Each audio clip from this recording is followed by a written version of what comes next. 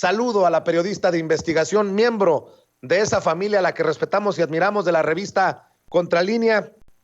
Querida Nancy Flores, te saludo con mucho gusto. ¿Cómo te va? Buenas tardes. Hola Vicente, buenas tardes. Muchas gracias por el espacio. Querida Nancy, déjame, antes de hablar de el tema que además es relevante, lo que publican en la portada, en la revista Contralínea, la más reciente, déjame preguntarte tu opinión acerca de esta situación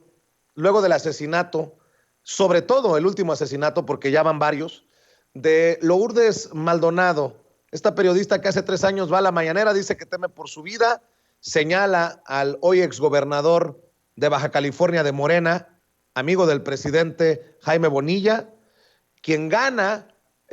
su lucha legal contra la empresa de Jaime Bonilla hace unos días y quien fue asesinada el domingo. Se abre un gran debate sobre la necesidad de revisar los mecanismos de protección a periodistas. Incluso, yo lo dejo sobre la mesa, Nancy, hay personas que cuestionan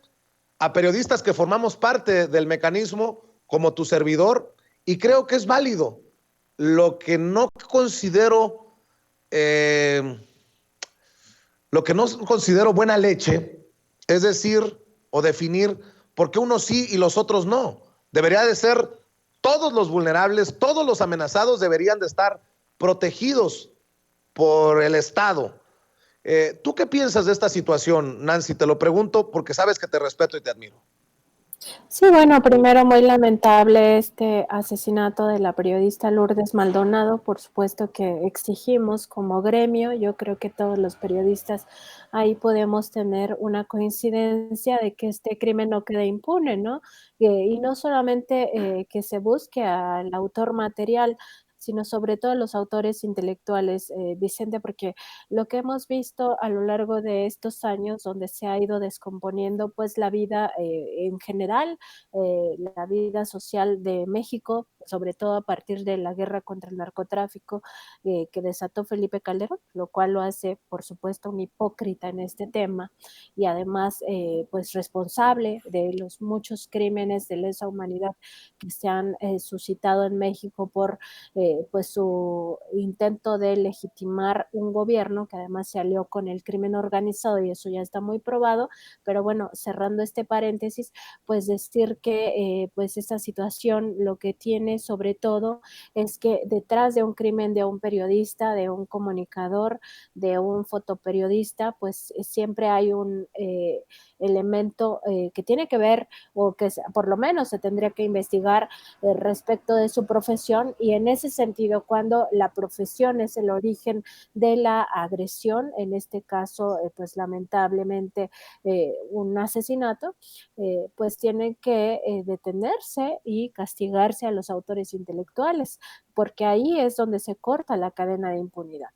Dicho esto, pues sí, el mecanismo de protección tanto federal como los mecanismos de protección locales tienen que ser revisados y eso es algo que desde hace muchísimo tiempo los periodistas hemos estado insistiendo en que se haga, o sea, no solo porque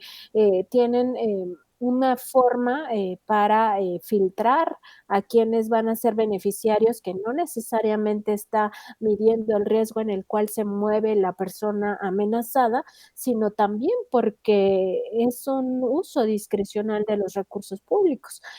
Nosotros hemos visto en el caso del mecanismo federal como ahí la cuarta transformación pues realmente no ha llegado, o sea, sigue estando el mismo esquema que venía con gobiernos pasados, sobre todo, bueno, en el caso de Enrique Peña Nieto, con muchos vicios arrastrando este mecanismo. Por supuesto que se tiene que revisar y también el de la Ciudad de México y el de todas las entidades del país para que verdaderamente se generen pues sistemas de protección y no nada más que se te otorgue un botón de pánico o un chaleco antibalas cuando en realidad lo que requieres es una protección mucho más integral, ¿no? Entonces me parece que pues es una discusión que se trae desde hace mucho tiempo, que no acaba porque todavía no se revisa la actuación ya a profundidad estos mecanismos y sobre todo pues sí que hay una vulnerabilidad importante del gremio periodístico y también de los defensores de derechos humanos que entran en este mismo mecanismo y también podría revisarse pues la separación de esto, pero bueno, es una discusión que pues sí toma un nuevo sentido a partir de este lamentable asesinato y bueno, esperemos que tenga ya algún tipo de eco en las autoridades, tanto locales como federales, sobre todo en el caso de Baja California, pues sí que se revise qué es lo que está pasando, porque pues no solamente es el caso de Lourdes Maldonado, sino también del fotoperiodista Margarito Martínez, creo que se apellida, en este mismo periodo, no tiene más de una semana que ocurrieron estos dos crímenes ahí en Tijuana. Es muy grave y muy lamentable lo que está pasando allá. Fíjate,